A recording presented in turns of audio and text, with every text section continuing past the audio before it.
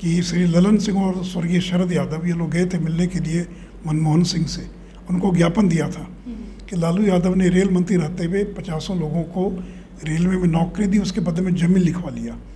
ये बात अलग है कि उस समय यूपीए की सरकार थी, सीबीआई ने कोई कार्रवाई नहीं की, मनमोहन सिंह ने कागज को दबा दिया। 2014 के बाद जब एनडीए की सरकार बनी, फिर ललन सिंह सक्रिय हो गए, फिर उन्होंने सीबीआई से मिलकर कहा कि कार्रवाई कीजिए। अब जब कार्रवाई हो रही है तो करेंगे बदले की भावना से कार्रवाई हो रही है। बीजेपी का इससे क्या संबंध है? इसका अगर संबंध हो सकता है तो जदयू से हो सकता है कि जदयू ने सारे कागजात उपलब्ध कराए जिस पर सीबीआई कार्रवाई कर रही है। तो रेलवे में खलासी का काम करते हैं, 4th ग्रेड एम्प्लॉई हैं, और जो रेलवे का राजनगर में जो कॉम्प्लेक्स है वहाँ के ये कर्मचारी हैं, और इनको रेलवे में नौकरी दी गई। इसके बदले में इन्होंने अपनी ज़मीन हेमा यादव को दान दे दिया। तो एक 4th ग्रेड एम्प्लॉई जो न तो उनका रिश्तेदार है न सगा संबंधी है, क्यों वह व्यक्ति अपनी ज़मीन हेमा यादव को गिफ्ट करेगा?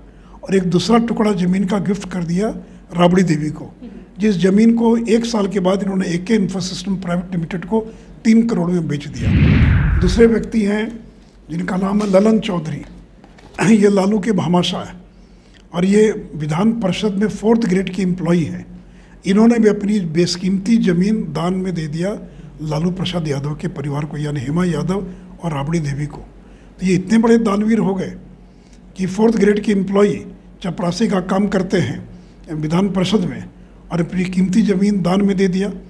और जिस व्यक्ति को जैसे इन्होंने ज़मीन खरीदी, यह वह व्यक्ति है जिनके परिवार के 2 लोगों को लालू यादव ने रेलवे में नौकरी देने का काम किया। नमस्कार, आप न्यूज 4 नेशन देख रहे हैं। मैं हूं आपके साथ वंदना। हमारे साथ बात करने के लिए हैं बिहार के पूर्व डिप्टी सीएम सह राज्यसभा सांसद सुशील कुमार मोदी।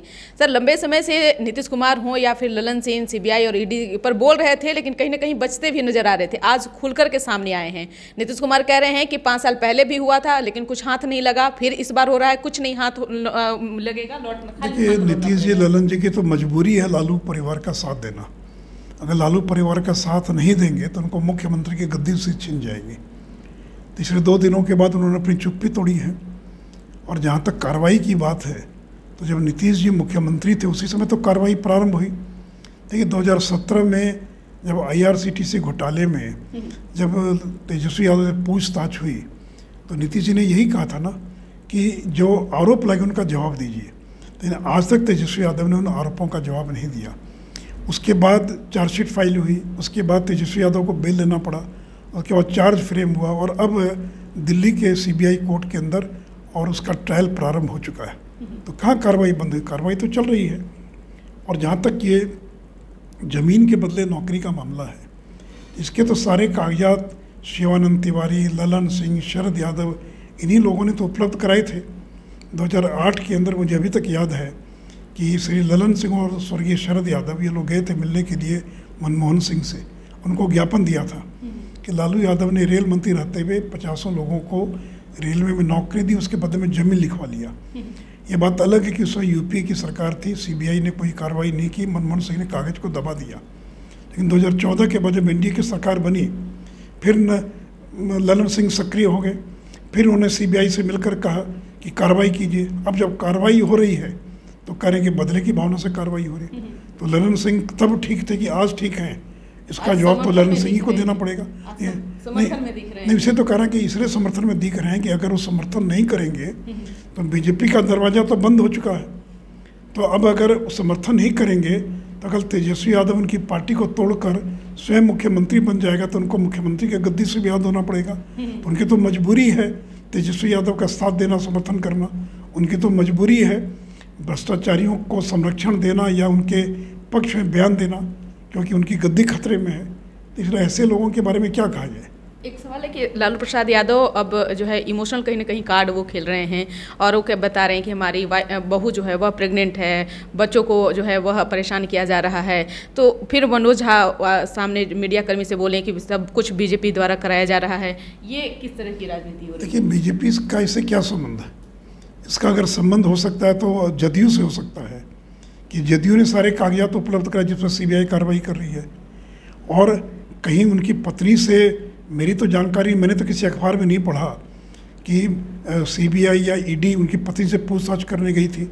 अब किसी घर में कोई गर्भवती महिला भी हो सकती है, लेकिन क्या ईडी ने उनसे पूछताछ करने गई थी या फिर तेजस्वी यादव से पूछताछ करने गई थी?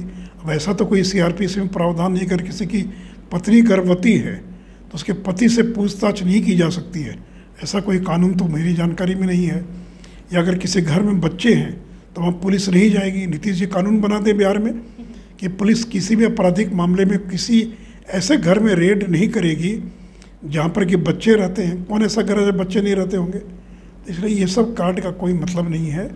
लोग अच्छी तरह से लालू यादव को पहचान चुके हैं और आज उसी का परिणाम है कि बिहार में एक लोकसभा की सीट भी नहीं जीत पाए। और आज बिहार में एक ज़माने में जहाँ 150 सीट जीत कर आते थे, उनको 2010 में 24 सीटों पर बीजेपी ने पहुंचा दिया था। तो जैसी करनी वैसी भरनी, जैसा करेंगे वैसा भरेंगे आप।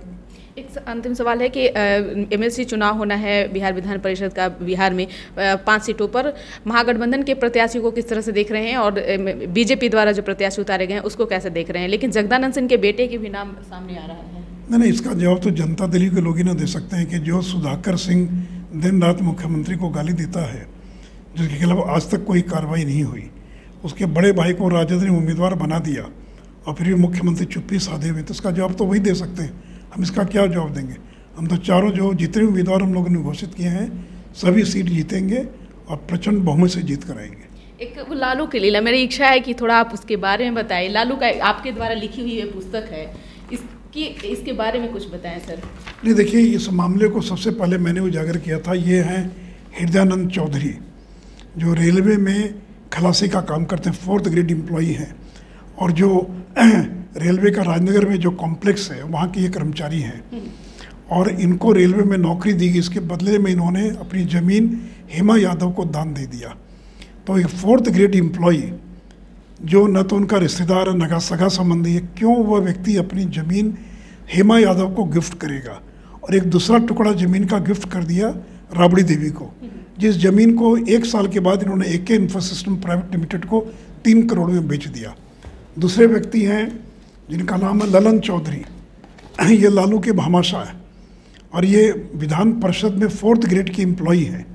इन्होंने भी अपनी बेशकीमती ज़मीन दान में दे दिया लालू प्रसाद यादव के परिवार को, यानी हेमा यादव और राबड़ी देवी को।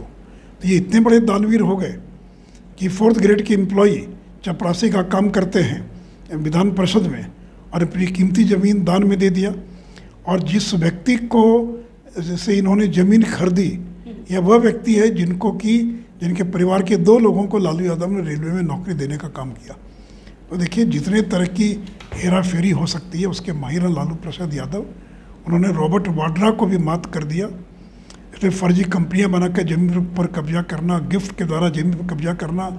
इनका एक ही नारा था, तुम मुझे ज़मीन दो मैं तुझे MLA बनाऊंगा, तुम मुझे ज़मीन दो मैं तुझे नौकरी दूंगा।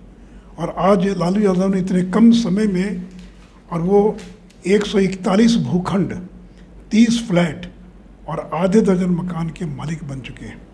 इसलिए जैसा करेंगे वैसा भरेंगे। जो आपने किया उसी का परिणाम भुगत रहे। न तो लालू यादव को नीतीश कुमार बचा पाएंगे, न तेजस्वी यादव बचा पाएंगे, न ही ललन सिंह बचा पाएंगे।